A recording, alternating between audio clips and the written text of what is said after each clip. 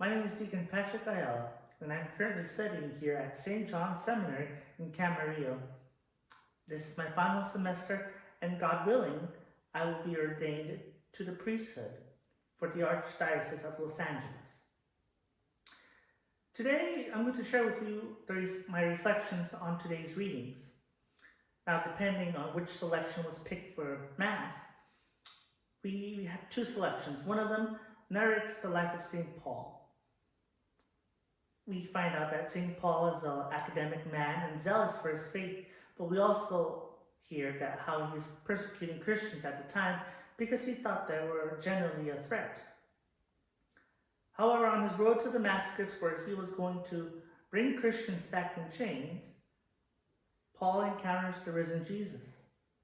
And in this encounter, Christ asks him, "Why are you persecuting?" He fell off his horse, lost his eyesight. But through the help of some of Christ's disciples, St. Paul was not only able to bring back his eyesight, but he was also able to see the truth, see that Christ is the Messiah. From there, St. Paul converts and brings the message of Christ to the Gentiles, to those marginalized and thought as unclean. In the second selection for today's first reading, we hear the life of St. Paul. However, we find out that St. Paul telling his story. He admits that he was a very learned man, very zealous in his faith, but at the time he was lost. He admits that he had made wrongs. Yet he reminds us that through Christ, though, we find forgiveness, salvation, that we're able to share in his mission of that same forgiveness that Paul was able to have. And this is important for us because at times when we fail, we might find ourselves unworthy to go to Mass or to pray.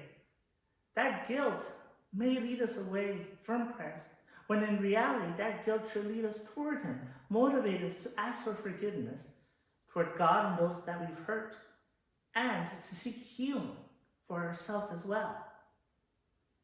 The life of St. Paul reminds us that, yes, we're going to be lost in our lives at times, especially during times of chaos and confusion and fear.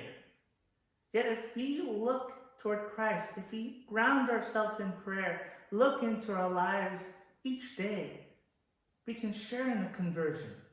It doesn't have to be a big conversion like St. Paul's, but a subtle one. When we look into our day and see where we failed, where we could have been better Christians to one another, and to move us towards to seek for forgiveness and the sacrament of reconciliation with our neighbors and with ourselves.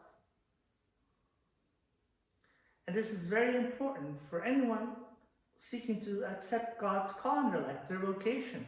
For instance, I felt God's calling, yet I said to myself, how can I say yes to his calling when I lack talents, when I lack charisma, when I lack all these things that it takes to make a good priest, especially when I fall into sin. Yet through prayer, through scripture, through the sacraments, I realized that God made me in his likeness and image, that I should treat myself with dignity and ask others to treat me with that same dignity. To recognize that, yes, I will make mistakes. Yes, I will sin. Yet Jesus is there to help us get up and start again, seeking forgiveness and sharing in his mission, as we hear in today's gospel, where Christ tells us to bring his message to others, whether they accept it or reject it, but to make that effort and to seek for strength to continue spreading his mission like St. Paul and many of the saints did. If we're able to look into our lives and acknowledge that we've done wrong, seek for forgiveness and move forward, we too can become evangelizers like St. Paul. And in turn, that will give us strength to accept the will of God, whether he's asking us to be priests or religious, husband or wife, or single, consecrated to God. If we continue to keep our eyes toward Christ, he will always be there guiding us, especially when we feel lost. Know that we are praying for you each and every day, and through the intercession of St. Paul, he may lead us to Christ especially when we find ourselves lost in sin, and the intercession of our Mother Mary to always guide us toward Christ, who is our anchor, especially during these difficult times. God bless.